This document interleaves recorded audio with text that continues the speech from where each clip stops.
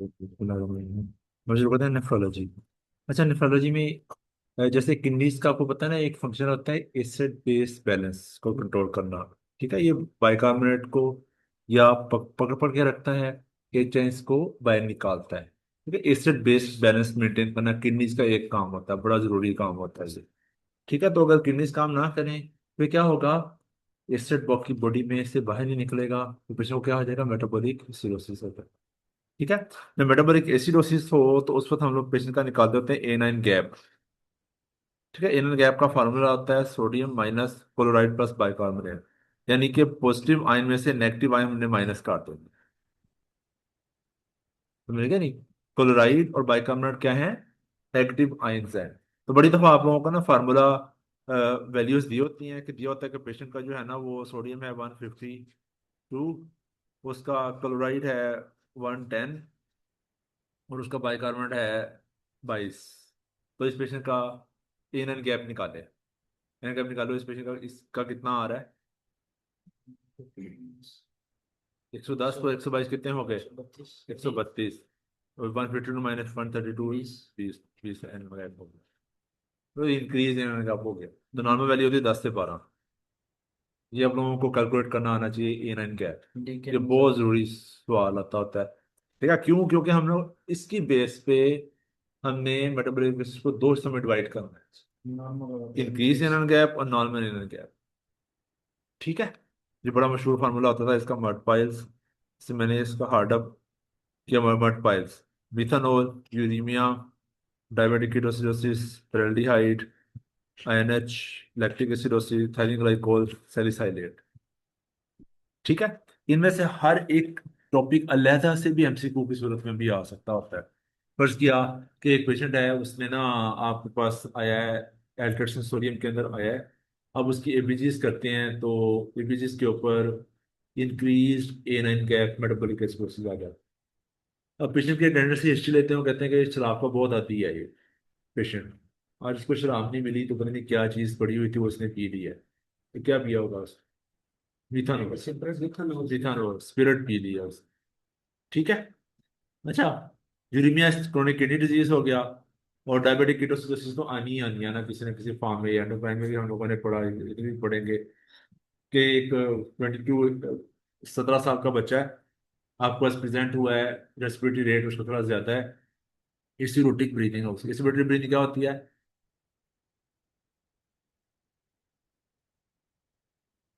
Rapid shallow breathing. Patient क्या कर रहा होता है कि चूंकि जब वो बॉडी के अंदर एसिड इकट्ठा है, तो बॉडी में से कार्बन डाइऑक्साइड को बाहर निकाल निकाल रहा होता है पेशेंट, क्योंकि उसकी कैपेसिटी कहाँ से होनी है, रेस्पिरेशन के रास्ते से CO2 को निकाल रहा होता है। ठीक है, तो आपको प्रेजेंट हुआ है इस रूटीन ब्रीदिंग के साथ, उसकी शुगर चेक करते हैं तो शुगर उसकी रेज्ड आती है। शुगर रेज्ड आई है, आप कौन सा टेस्ट करोगे उस कंफर्म करने के लिए कि पेशेंट को डायबिटिक एसिडोसिस है। ये डिजीज हो गई, और कीटोन्स करवाएंगे। ठीक है शाबाश। ठीक है, कीटोन्स, कीटोन्स पहले कहाँ पे पॉजिटिव आते हैं, ब्लड में कि यूरिन में, ब्लड में पहले आते हैं, ब्लड में आते हैं तो किडनी के थ्रू निकलते हैं ना बाहर। ठीक है, इस तरह आयरन, बच्चा आपके पास प्रेजेंट हो गया है, उसने ढेर सारी अपने अपनी वालदा की ना आयरन की टेबलेट्स खा ली है। एक्सरे पे हमें क्या नजर आएगा, इसका हम एक्सरे करवा के देख सकते हैं, एक्सरे की हमें गोलियां नजर आ जाती हैं। तो आयरन रेडियो ओपेक होता है। ठीक है, इसको मैनेज कैसे करेंगे, इसको रेस्पिरोक्सामिन देंगे, स्टमक लवाज करेंगे अगर कम टाइम हुआ है। ठीक है, लैक्टिक एसिड का सिनेरियो इन्फेक्शन के साथ, सेप्सिस के साथ, कोई भी सेप्सिस हो लैक्टिक एसिडोसिस हो जाता होता है। और किसी दवाई का साइड इफेक्ट है लैक्टिक एसिडोसिस, बताओ शायद आता है आप लोगों को, मेटफॉर्मिन शुगर की दवाई है, मेटफॉर्मिन उसका साइड इफेक्ट है लैक्टिक एसिडोसिस। ये इसी तरह इथाइलिन ग्लाइकोल भी पॉइजनिंग के साथ, और सैलिसाइलेट क्या चीज है, एस्प्रिन। एस्प्रिन के पेशेंट ने ढेर सारी डिस्प्रिन की गोलियां खा ली हैं मरने के लिए। ठीक है, तो एस्प्रिन पॉइजनिंग हम लोगों ने पॉइजनिंग के चैप्टर में की थी। इसके अंदर पेशेंट को मेटाबॉलिक एसिडोसिस होता है और साथ रेस्पिरेटरी अल्कोसिस होता है। ठीक है, क्योंकि जाके स्टिमुलेट करती है आपके ब्रेन के अंदर जो रेस्पिरेटरी सेंटर है, जब ब्रेन सेंटर स्टिमुलेट हो जाएगा तो इसका रेस्पिरेटरी रेट तेज हो जाएगा। ठीक है। अच्छा, normal in and gap metabolic acidosis का क्या फार्मूला है? हार्ड अप टीपीएन पेशेंट को मिल रहा हो। अब टीपीएन किन मरीजों को मिलता होता है? टीपीएन क्या होता है? Total planetary nutrition. जो स्टमक जिनके गट में कोई इशू हो जाए, जो मुंह से खाना ना खा सकते, इस वजह से, इस वजह स्ट्रक्चर है, malignancy है, पेशेंट को एनपीओ किया हुआ है किसी वजह से, ठीक है, इलेक्ट्रोस्टमी कोलोस्टमी सर्जरी हुई है उस पेशेंट की। एस्ट्रोजोलामाइड कहाँ देते हैं हम लोग? डायूरेटिक है, ठीक है, सेरेब्रल एडिमा में देते हैं, ग्लाकोमा में देते हैं, ठीक है। इसका बड़ा important side effect is acidosis. Acid से एसिड उसमें हाई एल्टीट्यूड सेरेब्रल एडिमा में बात है ना, हेस में देते हैं। आरटीए बहुत important. RTA means renal tubular acidosis. याद है आप लोगों को आरटीए? रीनल ट्यूबुलर एसिडोसिस की दो टाइप्स होती हैं, टाइप 1 एंड टाइप 2, ठीक है, और एक टाइप 4 भी होती है, तो टाइप 3 नहीं होती, ठीक है। एक के अंदर बॉडी से एच आयंस निकलते नहीं है, और एक के अंदर बाइकार्बोनेट एब्जॉर्ब नहीं करती वो, ठीक है। और टाइप 4 के अंदर हाइपर किनीमिया होता है पेशेंट को, मैं कल आगे आएंगे भी। डायरिया, डायरिया के साथ normal pain and gap metabolic system, ये आपको पता होना चाहिए। यूरेट्रल डाइवर्जन, पैंक्रेटिक फिस्टुला, ठीक है। अच्छा, जिस तरह मेडिकल उसी जैसे जिस तरह मेडिकल अल्कोसिस है, अल्कोसिस को हम दो में डिवाइड करते हैं, स्लाइन रिस्पॉन्सिव और स्लाइन रेजिस्टेंट। स्लाइन रिस्पॉन्सिव से क्या मुराद है कि पेशेंट को हम फ्लूइड लगाएंगे तो अल्कोसिस बेहतर हो जाएगा, नॉर्मल स्लाइन लगाएं तो फ्लूइड अल्कोसिस बेहतर हो जाएगा। ये किन कंडीशन में होता है? वॉमिटिंग में, पेशेंट को एनजी डाली हुई है, एनजी के अंदर अंदर वहाँ फ्लूइड आ रहा है, एनजी किन कंडीशन में डालते होते हैं? डिस्टेंशन और एब्डोमिनल इंटेस्टिनल ऑब्स्ट्रक्शन के पेशेंट, पेशेंट को की परफोरेशन वगैरह है तो हमने एनजी डाल देनी है ताकि स्टमक के कंटेंट सारे निकलते जाए। या इन पेशेंट्स के अंदर यूरिनरी क्लोराइड लेस देन 10 मिली होती है। इंसुलिन रेजिस्टेंट, इन पेशेंट्स के अंदर जो है वो अ, अ, हम लोग नामसाइन लगा भी देंगे तो उनका मेटाबॉलिक प्रोसेस करेक्ट नहीं होगा, इनमें यूरिन के थ्रू क्लोराइड इन जया हो रहा होता है पेशेंट। लाइक हाइपर एल्डोस्टेरोनिज्म, इसको क्या कहते हैं? हाइपर एल्डोस्टेरोन कौन सिंड्रोम, शाबाश, कौन syndrome, Cushing syndrome, Bartter and Gitelman, ठीक है। तो ये बार्टर और गिटलमैन ये दोनों हैं, ये ट्यूबुलर डिफेक्ट्स हैं। और कुशिंग जो है वो स्टीरॉयड का ज्यादा हो, हाइपर एल्डोस्टेरोनिज्म भी स्टीरॉयड्स का ज्यादा हो, ठीक है।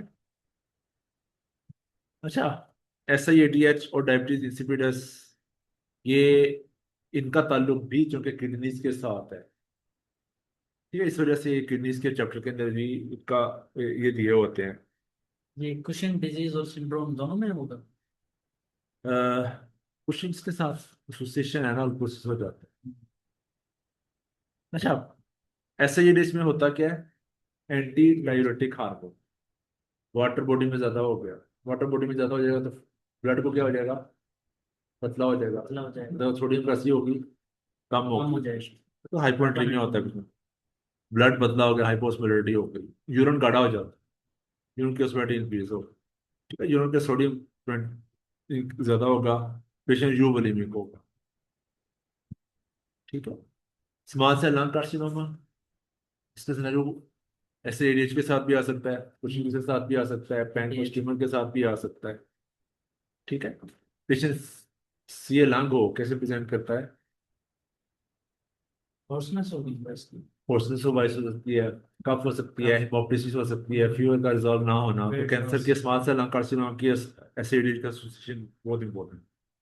सीएनएस डिसऑर्डर, ब्रेन का तो कुछ भी मसला होना, मेनिंजाइटिस, एन्केफेलाइटिस, ट्रॉमा, बड़ी दफा हम पेशेंट को, बेहोश पेशेंट है तो उसको खाम खा ना उसका सोडियम उसका डिक्रीज हुआ होता है।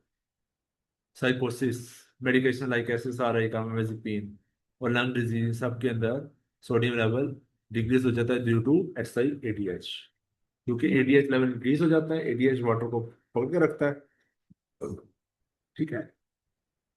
जब जब हाइपोनेट्रीमिया हो ना, तो पहला काम हम लोग करते हैं कि पेशेंट का फ्लूइड रिस्ट्रिक्शन करवाए, वो फ्लूइड पहले ही ज्यादा है बॉडी के अंदर। लेकिन अगर पेशेंट को फिट्स पड़ रहे हो, ठीक है, क्लियर कंडीशंस के अंदर फिर हम लोग सलाइन और फुसमेट,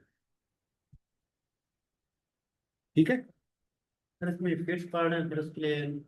अगर सिंपल है, फ्लूइड का थोड़ा हाइपोनाट्रीमिया इतना ज्यादा नहीं है, 120 है, 117 118 तक तो मैंने देखा पेशेंट कॉन्शियस लेटे हुए होते हैं। और अगर हाइपोनाट्रीमिया के साथ पेशेंट बेहोश होना शुरू हो जाए, फिट्स पड़ना शुरू हो जाए, फिर हम उस पेशेंट को 3% सलाइन, जिसको हाइपोटोनिक सलाइन कहते हैं, और साथ लेसिक्स लगाते हैं ताकि जिस्म में से सोडियम बाहर, फ्लूइड बाहर निकले, ठीक है।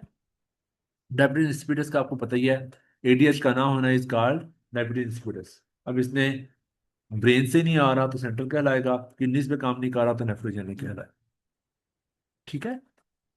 तो जब ब्रेन से नहीं आ रहा तो हम बाहर से हम लोग एडीएच देंगे, डेस्मोप्रेसिन को एडीएच भी कहते हैं, ये एडीएच का ही दूसरा नाम है। अगर बाहर से दे देते हैं, पेशेंट ठीक हो जाता है तो सेंट्रल डायबिटीज इंसिपिडस है। और बाहर से देने के बावजूद ठीक नहीं होता, इसमें किडनीज के अंदर मसला है, किडनी रिस्पॉन्स नहीं कर रहा। किडनी रिस्पॉन्स किस वजह से नहीं करते होते हैं? नेफ्रोजेनिक डायबिटीज इंसिपिडस की वजह से। उसकी रीजन क्या क्या हो सकती है? लिथियम हो सकती है, हाइपरकैल्सीमिया हो सकती है।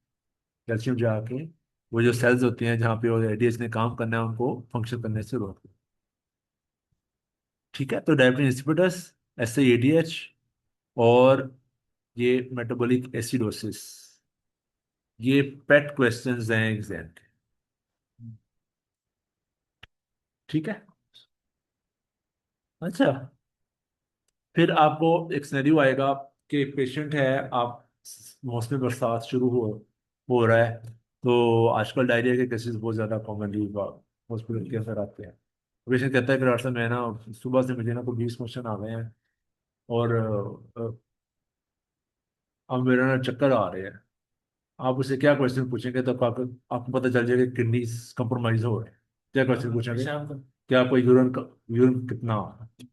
तो कहते डॉक्टर साहब यूरिन तो आ ही नहीं गया, सबसे ज्यादा काम खराब हो गया। ठीक है, तो ये किस चीज की इंडिकेशन है? ये पेशेंट के एक के में जाने की इंडिकेशन है कि पेशेंट को हाइपोपर्फियन की वजह से किडनीज कंप्रोमाइज हो रही है। ठीक है, तो एक के को हम तीन हिस्सों में डिवाइड करते हैं, रीनल, रीनल और पोस्ट रीनल। ठीक है, रीनल को हम इंटेंसिव किडनी डिजीज भी कहते हैं। इनके अंदर क्या होगा कि यूरिन गाढ़ा आएगा, जब हम पानी नहीं पीते, यूरिन कैसा होता है आजकल जैसे हो, अच्छा खासा रंग पीला होता है। ठीक है, उसमें उसमोलैरिटी ज्यादा होती है, क्योंकि किडनी सारा सोडियम एब्जॉर्ब करी जा रहा है। तो यूरिन के अंदर सोडियम कैसी आएगी? थोड़ी आएगी, प्रेशर में सोडियम डिक्रीज हो। ठीक है, एक एक वर्ड जो है ना ये एमसीक्यू फॉर्म में आया हुआ है। देन बीजू एंड क्रिएटिनिन रेशियो जो है ना 22 हो, यानी कि यूरिया ज्यादा खड़ा हुआ है, क्रिएटिनिन इतना नहीं बढ़ा हुआ। तो ये इंडिकेटेड होता है कि पेशेंट को क्या है, प्री रीनल रीनल फेलियर है। इस पेशेंट के मैनेजमेंट में पहला काम क्या करेंगे? अब पेशेंट का मसला क्या है? सबसे बड़ा मसला क्या है? फ्लूइड का लॉस, तो फ्लूइड लगाएंगे। आप पेशेंट की जान बचा लेते हैं, उस पेशेंट की जो वोमिटिंग के साथ डायरिया के साथ है, उससे फिर उसको फ्लूइड लगा के यहाँ से जाओ ना, कोर्स मुकम्मल करके इंशाल्लाह अल्लाह ताला आपको इंशाल्लाह पास भी करे। और जो प्रैक्टिकल लाइफ में जाओ तो एक चीज़ ये याद रखना कि बेसिक्स को नहीं छोड़। ठीक, पेशेंट अल्ट्रासेंसोरियम में है तो ये सिक्योर करना है, उसकी स्पिट साइड दिलवानी है। पेशेंट हाइपोटेंशन में है तो फॉर फ्लूइड लगा है। तो एमसीक्यूज में भी इसी चीज़ पे ज़्यादा फोकस किया जा रहा होता है। ठीक है।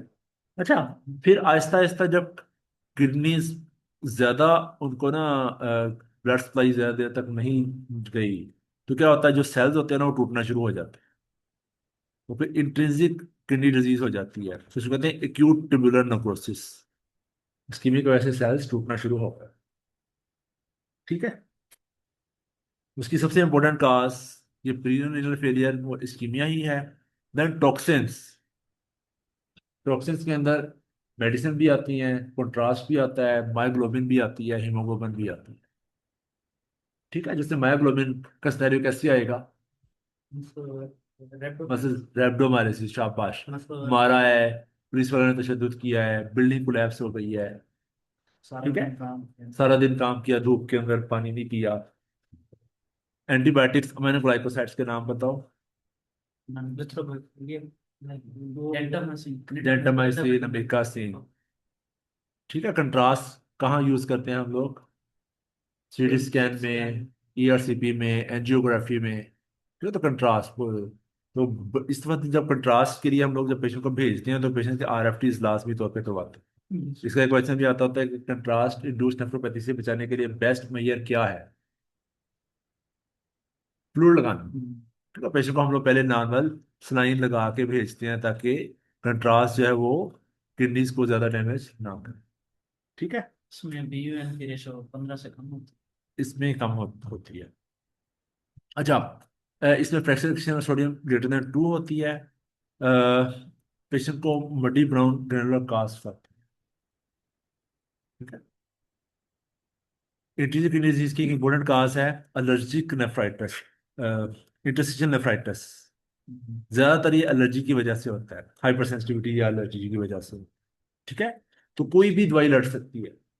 आपने सुना ना दवाई लड़ गई, तो पेनिसिलिन, एनएसएड्स, पीपीआईस, डायूरेटिक्स। अब देखो कितनी कॉमन दवाइयां हैं जो डेली यूज होने वाली है। पीपीआईस हमने भी खाए हुए हैं।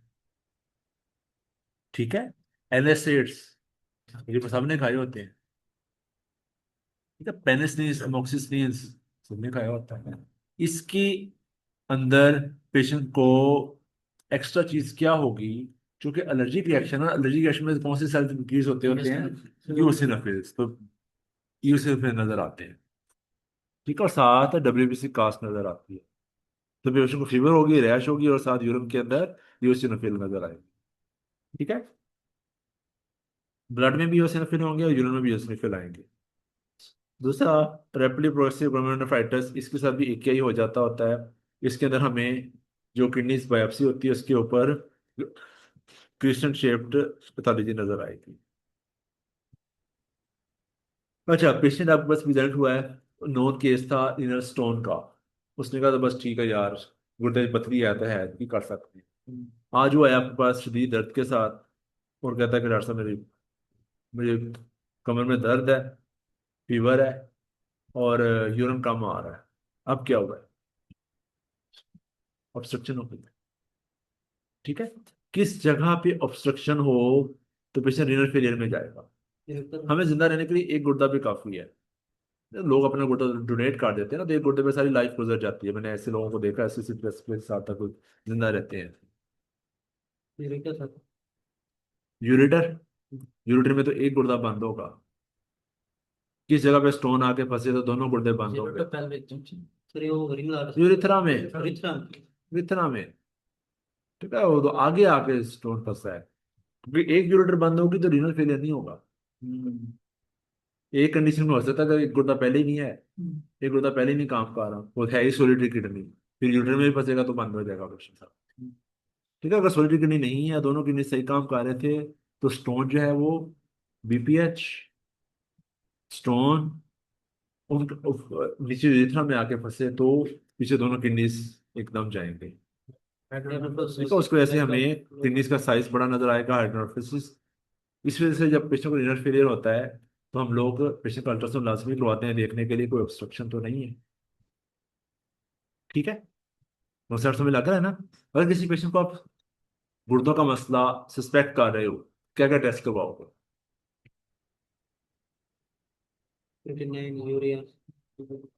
किडनीज के टेस्ट के नाम बताओ। आरएफटी करवाओगे और यूरिन करवाओगे। यूरिन सबसे इंपॉर्टेंट है, यूरिन कंप्लीट एग्जामिनेशन करवाओगे। ठीक है। और अल्ट्रासाउंड के यूपी लाजमी करवाओ।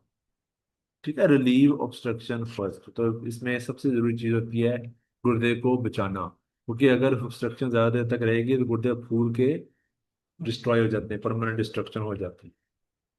ठीक है। अच्छा जी। फिर आता होता है ये वाला जो इतना सा पेज है ना, इसमें से ना बहुत ज्यादा एमसीक्यूज आते हैं। इसको याद करना one of the most challenging task होता है मेडिकल स्टूडेंट्स के लिए। नेफ्रिटिक सिंड्रोम और नेफ्रोटिक सिंड्रोम। ठीक है। नेफ्रिटिक मींस कि प्रोटीन यूरिया लेस देन 3.5 है, आरबीसी कास्ट हैं और हिमाचूरिया है। ठीक है। तो हिमाचूरिया याद रखना है आप लोगों ने। जैसे प्रोटीन यूरिया लेस देन 3.5 है, अगर प्रोटीन ग्रेटर देन 3.4 तो डायग्नोसिस इज नेफ्रोटिक सिंड्रोम, और इसमें अगर हीमोजूरिया है और कम है तो नेफ्रिटिक सिंड्रोम। सर ये नेफ्रोटिक नमक होगा नहीं होगा? क्या? Nephrotic syndrome. नेफ्रोटिक के अंदर हीमोजूरिया हो भी सकता है, नहीं भी हो सकता, लेकिन ज्यादातर नहीं होता। ठीक है। फिर ये दोनों बड़ों में भी होते हैं, बच्चों में भी होते हैं बच्चों दोनों? में भी हो सकते हैं, बड़ों में हो सकते हैं, बच्चों में भी। मोस्ट कॉमन इफेक्ट है कि बच्चों बच्चों में? बच्चों में नेफ्रोटिक भी होता है, नेफ्रिटिक जरा कम होता है। आईजी नेफ्रोपैथी हो जाती है, बच्चों में भी हो जाती है, काफी कॉमन है। अच्छा, पेशेंट है, उस प्रेजेंट हुआ है आपके पास यूरिन के अंदर ब्लड के साथ, ठीक है, और कहते हैं कि मेरे 2 हफ्ते पहले ना गला खराब हुआ था। क्या डायग्नोसिस है? PSGN। यही पेशेंट गला खराब होने के 2 दिन बाद प्रेजेंट हो जाता है, उसको क्या कहते हैं? IgA nephropathy. ठीक है। इन दोनों को डिफरेंशिएट करने का एक ही तरीका है। वीक्स और डेज। वीक हाँ, और डेज। अगर लेट प्रेजेंट हो रहा है तो PSGN है, जल्दी प्रेजेंट हो रहा है आईजीए नेफ्रोपैथी। डेज। ठीक है। इसी वजह से इसको हम लोग सिनफिरिंजाइटिस भी कहते हैं। किसी कई के बुक्स के अंदर सिनफिरिंजाइटिस वर्ड भी यूज किया हुआ है। सिन मीन साथ ही हो जाना, गला खराब के साथ ही हो गया। ठीक है, वहां पे हमें आईजीए डिपॉजिट्स में मिलते हैं। अच्छा, इसके अंदर चूंकि सारी वो C3 यूज अप हो जाते हैं, C3 लेवल डिक्रीज हो जाता होता है, इसमें जब रिनल फेलियर जब होता है हम C3 C4 लेवल को आ रहे होते हैं। फिर आता है nephrotic syndrome. Nephrotic syndrome protein urea की मिकदार में इजाफा होता है। जब प्रोटीन 19 से लॉस हो रही है, हमारे क्लोटिंग फैक्टर्स भी प्रोटीन्स हैं, हमारे anti clotting factors protein C और S वो भी प्रोटीन्स हैं, हमारी कोलेस्ट्रोल को, लिपिड्स को ब्लड के अंदर रखने वाली भी प्रोटीन्स हैं, तो ये भी लॉस हो रही होती है, ये भी लॉस हो रही होती है। ठीक है। इस वजह से किडनीज में से लिपिड यूरिया, पेशेंट को प्रोटीन लॉस की वजह से अडीमा, और क्या कहते हैं उसको, पूरी बॉडी के ऊपर स्वेलिंग्स हो शुरू होती है। ज्यादातर आंखों से शुरू होती है स्वेलिंग।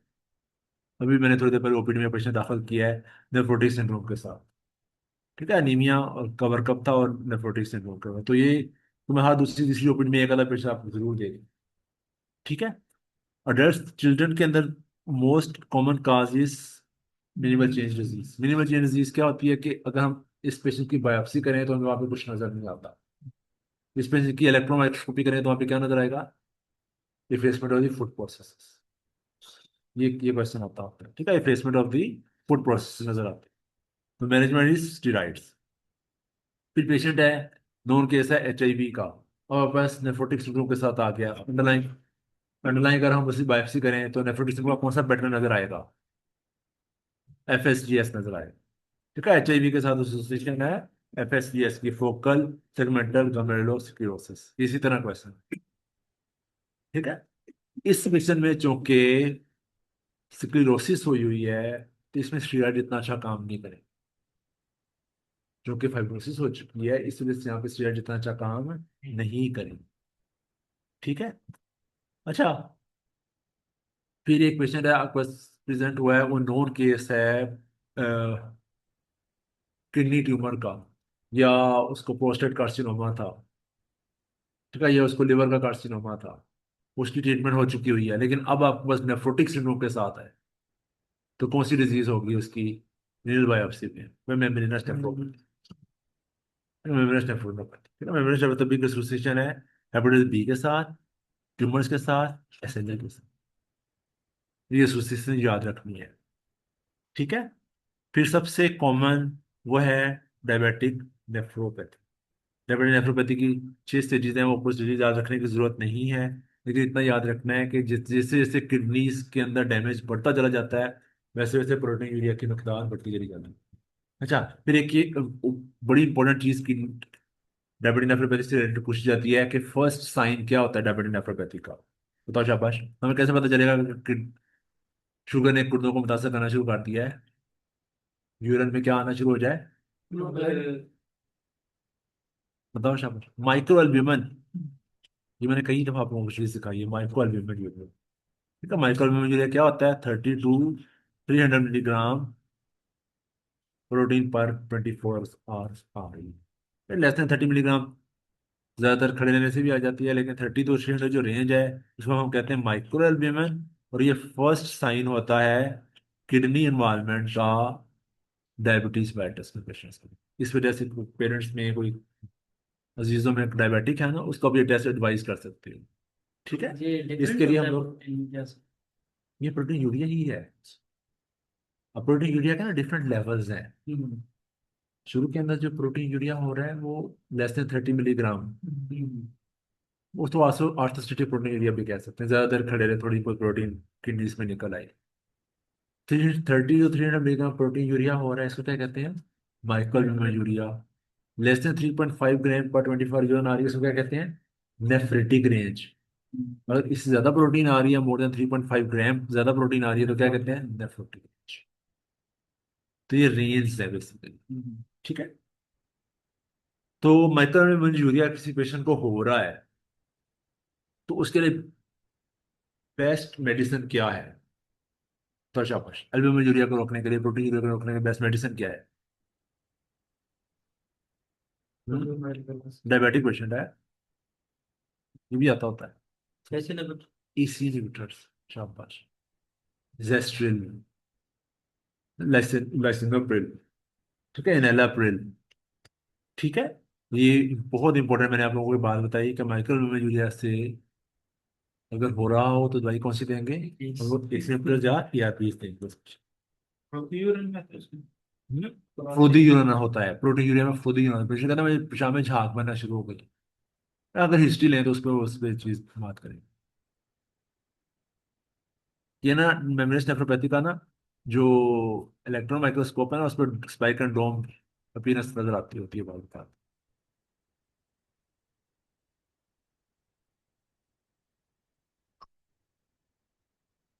अच्छा, अगर आप लोगों को ब्रेक नहीं, नहीं नहीं नहीं, पार्टी। अगर आप लोगों को मुश्किल पेपर आएगा ना, तो मुश्किल पेपर में आएगा रीनल ट्यूबरकुलोसिस। ठीक है, रीनल ट्यूबरकुलोसिस से क्या मुराद है? कि टाइप 1 में क्या होता है कि किडनीज जो है वो, उसमें वो यूरिन को एसिडिफाई नहीं कर पाते, पीएच उनकी इंक्रीज रहती है।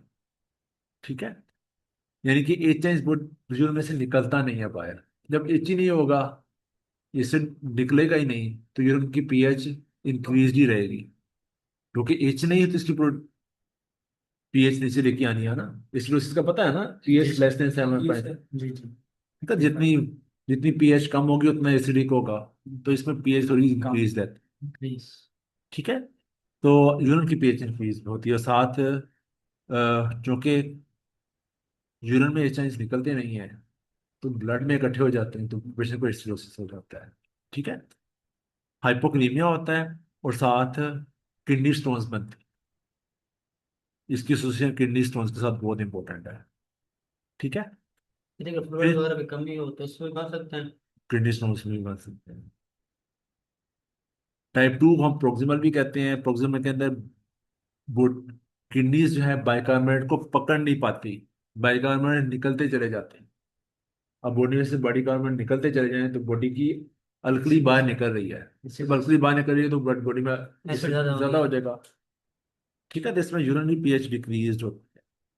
ठीक है, इसकी एसोसिएशन है फेनटोनियस सिंड्रोम के साथ। इन दोनों के अंदर पेशेंट को हाइपोकलीमिया होता है। और टाइप 4 के अंदर डिफरेंस क्या है? इसके अंदर हाइपरकलीमिया होता है। इसको हम लोग हाइपो एल्डोस्टेरोनिज्म भी कहते हैं, हाइपो एल्डोस्टेरोनिज्म भी कहते हैं। एल्डोस्टेरोन का नॉर्मल काम क्या होता है?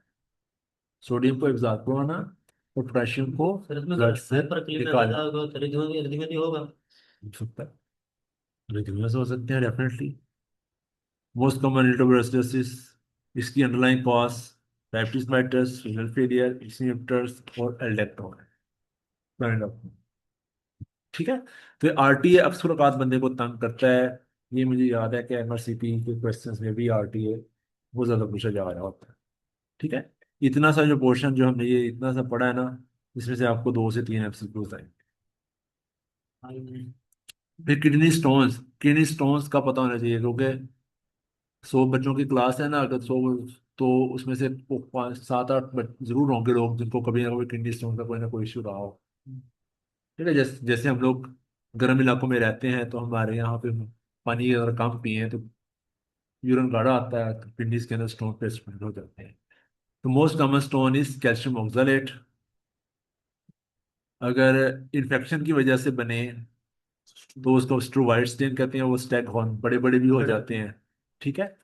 यूरिक एसिड गाउट के पेशेंट में स्टोन बन जाते होते हैं।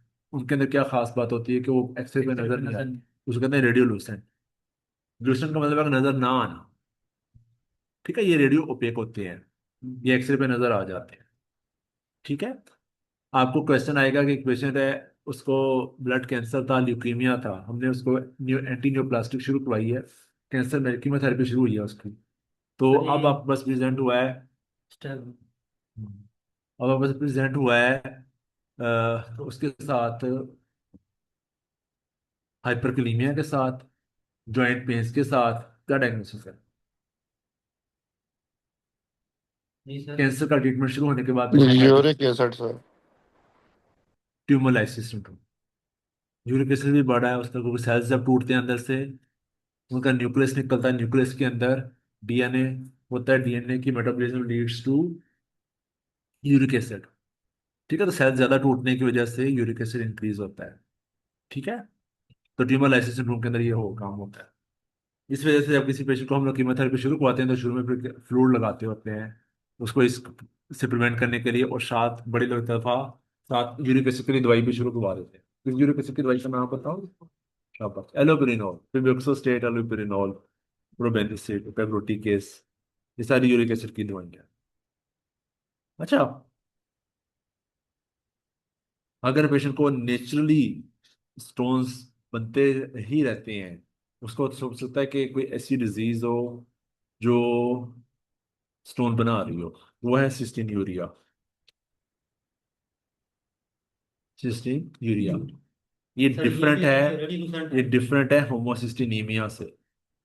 हाँ, ये भी रेडियो, इनका मुझे कंफर्म नहीं, लेकिन ओपेक है रेडियो सर, ओपेक रेडियो है। पे है। कांट सी यू सी और ओपेक है, रेडिकुलेंट ओपेक है।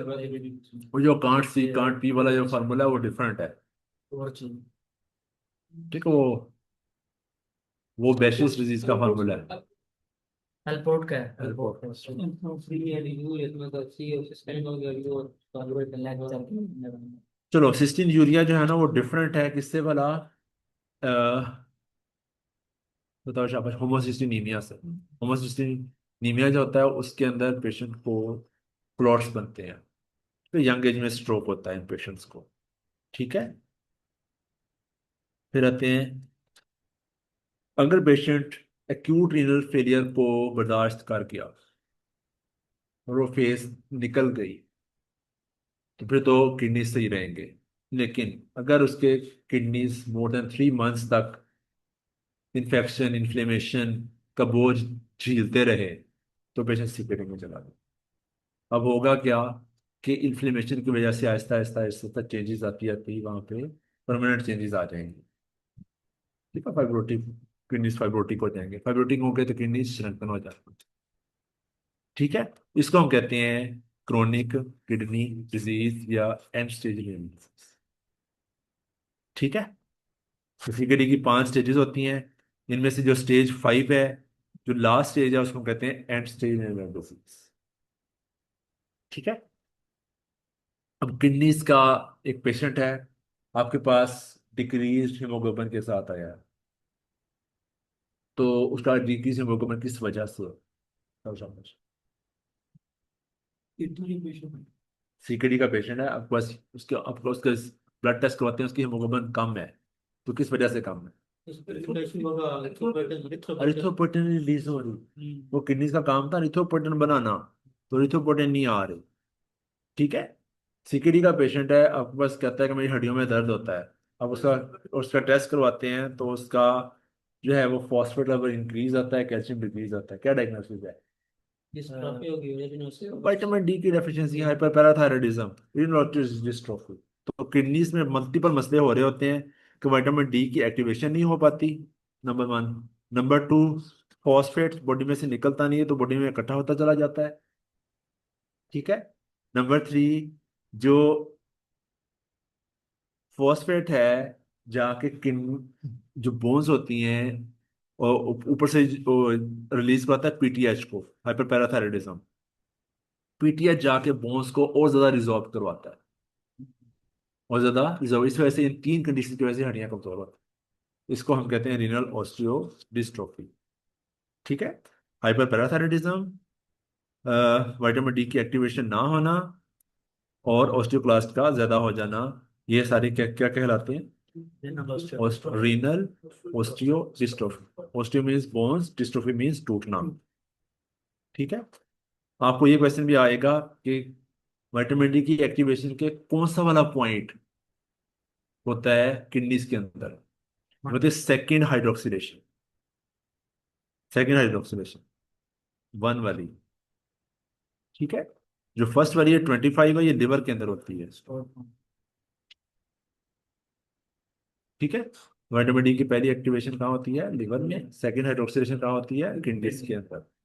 इस वजह से जब 3 होकर वो कैल्शियम ट्रायोल कहलाता है। इन पेशेंट्स में हम लोग फॉस्फेट बाइंडर्स देते हैं। फॉस्फेट बाइंडर्स क्या काम करता है? और चूंकि इनके अंदर सारा पंगा शुरू ही फॉस्फेट ना निकलने की वजह से हुआ होता है, तो फॉस्फेट को बॉडी से निकाल दिया जाए, तो खाने के अंदर जो फॉस्फेट है उसको एब्जॉर्ब ना होने दिया जाए।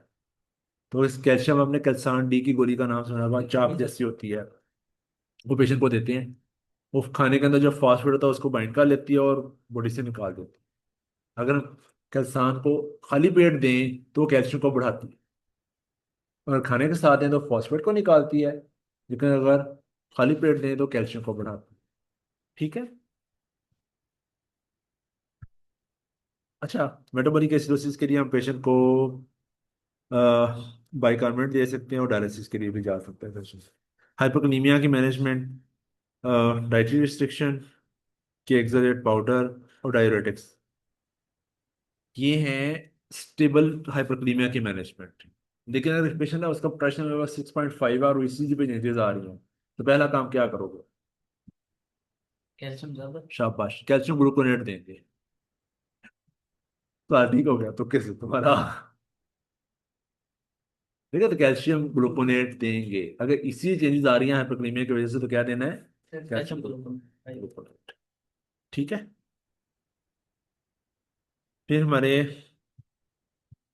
किडनी से ही रिलेटेड जो ब्लड प्रेशर है, वो भी हमारा किडनी का ही टॉपिक है बेसिकली। क्यों? क्योंकि बॉडी के अंदर रेनन, एंजियोटेंसिन, एल्डोस्टेरोन सिस्टम, हमारे लिवर, एंडोक्राइन और किडनी, इन तीनों के साथ ही इसकी एसोसिएशन, तीनों के साथ इसकी एसोसिएशन है। ठीक है। तो ये भी हमारे किडनी से कंट्रोल हो जाता है। इस वजह से जो पेशेंट जिनको सीकेडी होता है, उनका ब्लड प्रेशर कंट्रोल नहीं हो पा रहा होता, क्योंकि ये सारा सिस्टम डिस्टर्ब हुआ होता है। जी रास सिस्टम। रास सिस्टम की बात है, renal, angiotensin, gluten. Aldosterone system. ठीक है, इसको रास भी कहते हैं। ठीक है। अच्छा, अगर किसी पेशेंट को रीनल आर्टरी स्टेनोसिस हो तो क्या होगा? Kidney compromise. किडनीज की तरफ ब्लड कम जा रहा है, तो किडनीज को लगेगा बॉडी के अंदर ब्लड कम है, किडनीज को लगेगा बॉडी के अंदर ब्लड कम है, तो क्या करेगी? वो रास एक्टिवेट कर दे। जैसा कि हम लोग पानी कम पिए तो यूरिन कम आता है, तो अगर किडनीज को हर वक्त ये सेंसेशन रहे कि यार ब्लड तो है ही, वो ये फिर इसी वजह से जिन जिन पेशेंट को रीनल आर्टरी स्टेनोसिस होती है, उनके अंदर सेकेंडरी हाइपरटेंशन हो गई। Sodium chloride. रेनल रिलीज होगी, एल्डोस्टेरोन एक्टिवेट हो जाएगा, एल्डोस्टेरोन जाके सोडियम को एब्जॉर्ब करवाएगा, पोटेशियम को निकालेगा। अब सोडियम जहां पे जाएगी, वाटर भी उधर जाएगा। याद हो गया? ठीक है। यंग एज में इसकी काज होती है फाइब्रोमस्कुलर डिस्प्लासिया, ओल्डर एज में इसकी काज होती है एथेरोस्क्लेरोसिस। ये दोनों क्वेश्चन एग्जाम हुआ है। जिस पेशेंट को रीनल आर्टरी स्टेनोसिस हो, उसको कौन सी मेडिसिन नहीं देनी चाहिए, कौन सी मेडिसिन कंट्राइंडिकेटेड होती है, ये ये बात भी पूछी जाती होती है। तो शाबाश। सेंसर वाला। एनएसएड्स हो गया। और ब्लड प्रेशर की कौन सी दवाई जो नहीं देनी, प्रॉपर उसकी कंट्राइंडिकेशंस में लिखा हुआ है। एसी इनहिबिटर्स, शाबाश। AC inhibitors, AC inhibitors are contraindicated in patient with यूनाइटिस स्टेनोसिस। ठीक है, यंग एज में यूनाइटिस स्टेनोसिस है तो क्या डायग्नोसिस है? फाइब्रोसिस डिस्प्लासिया। और ओल्डर एज में है तो सिरोसिस। ठीक है, पेशेंट को हाइपरटेंशन होगी क्योंकि वहां पे ब्लड वेसल थिन्ड आउट है, तो पेशेंट को वहां पे ब्रूई आएगी और रेनन एल्डोस्टेरोन लेवल इंक्रीज मिलेगा। सर ये ब्रोई क्या होता है आपने पहले। जैसे एक हम लोग पानी का पाइप है ना, एक पानी का पाइप चलता हुआ जा रहा है, अगर आप उसके ऊपर उंगली रखते हैं, उंगली रख के उसको दबा दें, दबाने से क्या हुआ, उसका जो स्मूथ फ्लो था अब वो टर्बुलेंट फ्लो में कन्वर्ट हो गया। इसी तरह अगर ये आर्टरी एक चलती चली जा रही है, इसके अंदर ब्लड फ्लो ऐसे ऐसे चल रहा है लेयर्स के अंदर, अब इसमें डिम्पल आ गया है, तो इस एरिया में ब्लड को क्या होगा, वो शोर मचाता हुआ उधरेगा, टर्बुलेंस आएगी। तो इस शोर को हम लोग जो कानों से सुनते हैं वो ब्रूई कहलाता है, जो हाथों से परपेट करते हैं वो थ्रिल कहलाता है। ठीक है, कानों से सुनेगा तो ब्रूई कहलाएगा, हाथों से परपेट करेंगे तो थ्रिल कहलाती है। ठीक है, तो इन पेशेंट्स में अगर ब्लड प्रेशर बहुत ज़्यादा हो और साथ पेशेंट को एंड ऑर्गन डैमेज हो रहा हो, जो मैंने आप लोगों को बताया था कि पेशेंट बेहोश हो रहा है, एनकेफेलोपैथी में जा रहा है, किडनी फेलियर हो रही है, रेटिनल हेमरेजेस हैं, एओर्टिक डिसेक्शन है, चेस्ट पेन है, ये सारे क्या हैं? एंड ऑर्गन डैमेज की कॉजेज हैं। ये हाइपरटेंसिव इमरजेंसी है, इसमें रैपिडली ब्लड प्रेशर डिक्रीज करना है, रैपिडली ब्लड प्रेशर डिक्रीज करना है। ठीक है, तो रैपिडली ब्लड प्रेशर डिक्रीज करते हैं किस चीज के जरिए? आईवी के, आईवी मेडिसिन के थ्रू। ठीक है, तो लिबिटरल भी दे सकते हैं, नाइकार्डिक भी दे सकते हैं। ठीक है, तो ये तीन चार बहुत इंपॉर्टेंट टॉपिक्स थे जो आप लोगों को लाजमी आने चाहिए। किडनीज के साथ एसोसिएशन है हाइपरटेंशन की और वैस्कुलर डिसऑर्डर्स की। अच्छा, पेशेंट आपके पास प्रेजेंट हुआ है, उसको यूरिन के अंदर ब्लड आया है और कहता है कि मेरे वाले साहब को वो किडनी डिजीज थी।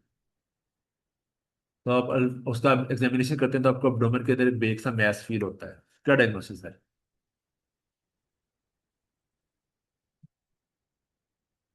सर कुछ नंबर बोल रही हैं? पॉलीसिस्टिक किडनी डिजीज है। है। जब सिस्ट बनेंगे किडनीज में, अब बंद हो गया तुम्हारा। जब मुझे किडनीज में सिस्ट बनेंगे वहां पे ब्लीडिंग होगी, ब्लीडिंग जब यूरिन में निकलेगा तो यूरिन में ब्लड आएगा। बच्चों के सिस्ट बने हुए हैं, बड़ा सारा सिस्ट, तो वेग मैस वहां से फील हो रहा है। ठीक है, दो तरह का होता है, autosomal dominant, autosomal recessive. Dominant वाला पेशेंट लेट प्रेजेंट करेगा, रिसेसिव वाला पेशेंट जल्दी प्रेजेंट कर। ठीक है, जो रिसेसिव डिजीज मैंने आपको ये जनरल असूल बताया था, रिसेसिव डिजीजेस अर्ली एज में प्रेजेंट करती है, ज्यादा एग्रेसिव होती है। ये ठीक है, मेल में था। तो अच्छा सर। दोनों मेल फीमेल दोनों के अंदर होती है, मेल फीमेल दोनों के अंदर होती है। ठीक है, तो इसके अंदर जीन होता है PKD1 और PKD2।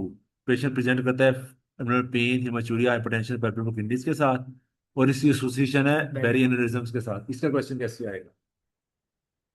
यही पेशेंट कुछ दिनों बाद इंफेक्शन ठीक हो गया उसका, प्रेजेंट हुआ है सडन सीवियर हेडेक के साथ। अच्छा। वो कहता है डॉक्टर साहब ऐसा जैसे किसी से थोड़ा मारता हूँ, थंडर के हेडेक, सब रेक्टल हेमरेज के साथ। सब रेक्टल हेमरेज का सिनेरियो भी इसके साथ associate, first hundred.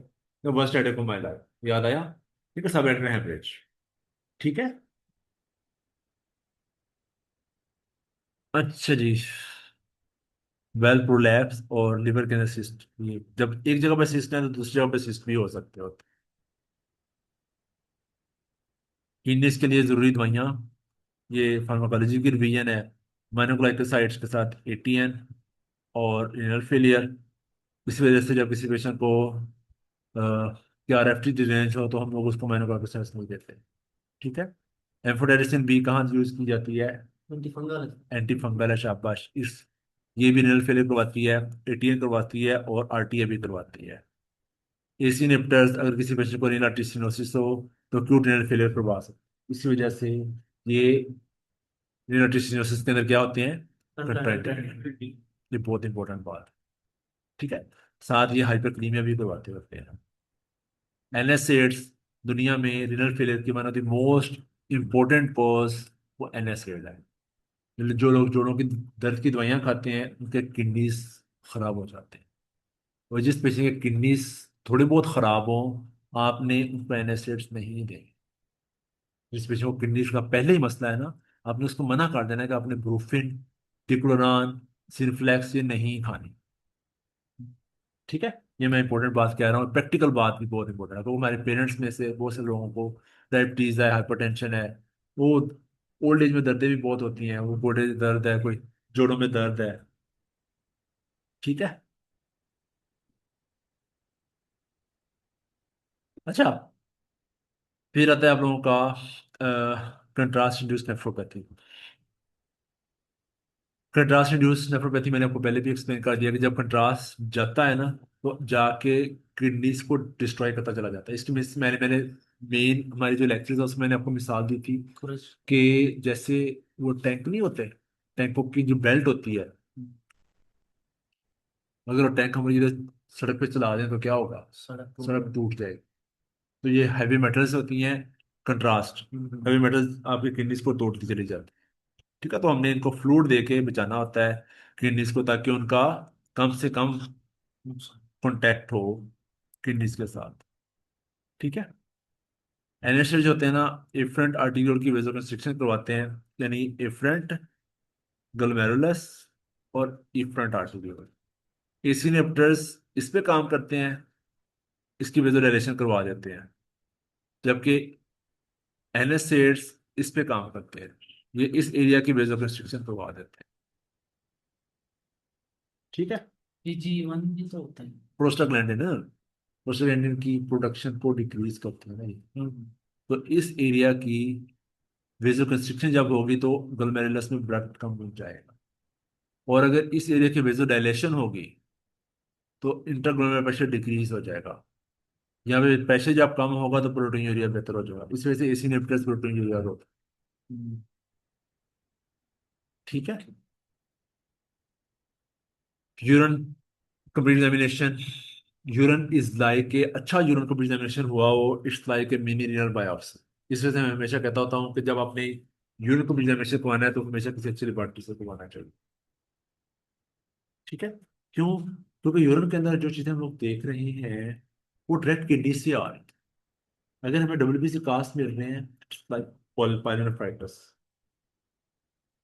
RBC cast कार्बोनेफ्राइटिस, muddy cast ATN, hyaline cast क्या कहते हैं उसको, prerenal failure, eosinophiluria intestinal nephritis, nephritis के साथ, oval fat bodies nephrotic syndrome के साथ, वो क्योंकि लिपिड लेकर आओ। ठीक है, बाकी आप उसमें क्रिस्टल्स देख सकते हैं, आप उसमें आरबीसीज देख सकते हैं, आप बैक्टीरिया देख सकते हैं अपनी आंखों से। तो यूरोपिक एग्जामिनेशन बहुत है। इसमें मैंने बहुत तफसील से, हमारा पूरा आधा दिन लगा था यूरोपिक एग्जामिनेशन को ऊपर ही, जो मेन लेक्चर है उसके ऊपर। तो ये उसकी जस्ट छोटी सी समरी मैंने बनाई थी। ठीक है, तो आप लोग इसको दोहराओ एक नज़र, क्वेश्चन है तो मुझसे पूछ लो।